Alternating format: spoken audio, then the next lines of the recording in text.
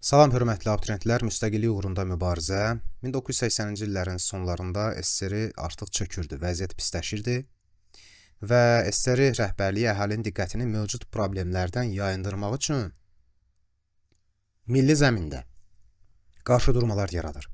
Çar hökumətinin parçala və hökmranlıq et siyasətini davam elətdirirdi. Ermənistandan Azərbaycanlıların yeni deportasiyası başlayır. Qarabağda milli münaqişə alovlandırılır.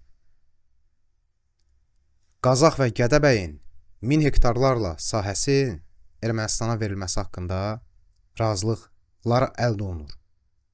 Lakin yerli əhali bu planın baş tutmasına mane olur.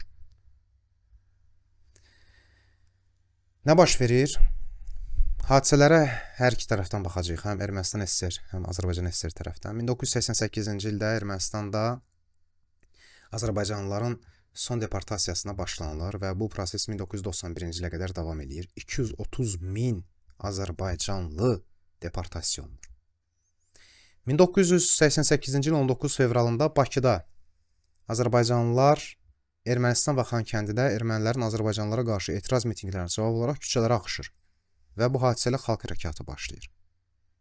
1988-ci ilin fevralında Ermənistan SSR-də və Xankəndidə yaşayan ermənilər DQMV-nin Ermənistana birləşdirilməsi tələbləri ilə mitinqlər keçirirlər. 1988-ci ilin 28 fevralında Sumqayıtdakı cinayətkar ermənilər Azərbaycanlı adı ilə Azərbaycanlı kimliyinə bürünüb. Elə ermənilərin özlərini qırırlar. Ermənilərə qarşı qırğınlar törədirlər. Sonra da bütün dünyaya deyirlər ki, ay Sumqayıtda ermənilər ölür. Azərbaycanlılar erməniləri qırır. Sonra məlum olur ki, bunlar elə Rus kəşfiyyatının adamları idi. Bu cinayətkar ermənilər də Azərbaycanlı adı ilə, məsələn, Eduard Qriqoryan Paşa adı ilə erməniləri qırırdı. Güya Azərbaycanlıdır. Azərbaycana qarşı dünyada mənfi rəy yaratmaq idi və deportasiyaları həyata keçirmək üçün bu edilməli idi ki, əllərində bəhanə olsun. 1988-ci ilin 17 noyabrında Şuşanın Topxana meşəsinin ermənilər tərəfindən qırılmasına etiraz olaraq Azadlıq meydanına çıxdıq. İlk dəfə suverenlik və azadlıq şüarları səsləndirildi və 3 rəngli bayraq qaldırıldı. 1989-cu ildə SSR Ali Sovetinin rəyasət heyəti Qarabağdakı vəziyyəti nəzarətə almaq üçün DQMV-də xüsusi idarəçilik komitəsi yaratdı. Azərbaycanlılar sürətlə Xankəndidən çıxarılırdı. Bu xüsusi idarəçilik komitəsi Rus-Erməni idarəçiliyi idi. 1989-cu ilin iyununda Azərbaycanda Xalq Cəbhəsi yaradılır. Əbülfəz Elçibəy AXC-nin sədri olur.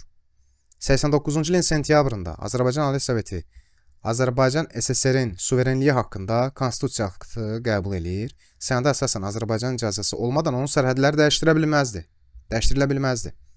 89-cu ilin noyabrında DQMV-də xüsusi idarəçilik komitəsi ləğv olunur. XİK ləğv olunur. 89-cu ilin dekabrında Ermənistan SSR Ali Soveti DQMV-nin Ermənistana birləşdirilməsi haqqında qərar qəbul edir. Bu artıq üssüzlük, arsızlıq, həyasızlıq idi. Yəni, Ermənistan SSR-in Ali Soveti durur deyir ki, DQMV-nin Ermənistana birləşdirilməsi haqqında qərar qəbul. DQMV Azərbaycanın tərkib hissəsidir. Azərbaycanın tərkibində Dağlıq Qarabağ Muxtar Vilayəti. Sən Ermənistan SSR-in Ali Soveti. Durursan qərar qəbul edirsən ki, DQMV-nin Ermənistan. Bu artıq açıq-aşkar ərazi iddiasıdır. Müharibə elan etməyə bərabər bir şeydir bu. 1989-cu ilin dekabrında Gəncənin tarixi adını bərpa edirik, Gəncə adını. Sovet-İran sərhədlərini dağıdırıq və cənublu qardaşlarımızla görüşürük. 90-cı ilin yanvarında ermənilər Göygöl, Quşçu kəndi və Naxçıvana hücumlar eləyirlər. 90-cı ilin yanvarında AXC Milli Müdafiə Şurası yaradır. Naxçıvana erməni hücumuna etiraz olaraq Naxçıvan MSSR Sovet İttifaqından çıxır. 1990-cı il yanvarın 15-də Bakıya silahlı qüvvələr yeridilir xalq hərəkatını boğmaq üçün. Yanvarın 19-da SSR Ali Soveti rəyasət heyəti heç bir xəbərdarlıq etmədən Bakı şəhərində fövqəladə vəziyyət tətbiq edilməsi haqqında fərman verir və dərhal da cəmaatın xəbəri oldu-olmadı. Hücum əmri verir. Yanvarın 19-dan 20-dən keçən gecə Bakıda 20 yanvar hadisəsi törədilir. 131 nəfər öldürülür, 744 nəfər yaralanır və 400 nəfər həbs olunur.